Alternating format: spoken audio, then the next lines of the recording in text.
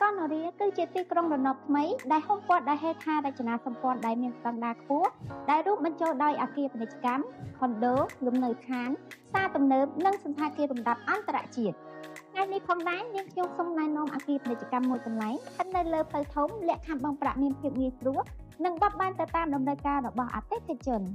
អគារនៅរាជពាដំណាក់កាលទី3មានកម្ពស់5ជាន់រចនាបថតាមបែបអឺរ៉ុបនៅក្នុងមួយជាន់ជាលំហពាណិជ្ជកម្មធំទូលាយមានចំណតឯកជនក្រោមដីនិងបំពាក់ជូនចន្ទាយន្តដ៏ទំនើបមានភាពងាយស្រួលក្នុងការប្រកបអាជីវកម្មទៅតាមតម្រូវការរបស់លោកអ្នកដូច្នេះប្រសិនបងជាម្ចាស់អាជីវកម្មដែលមានតម្រូវការបើកឬពង្រីកអាជីវកម្មរបស់ខ្លួន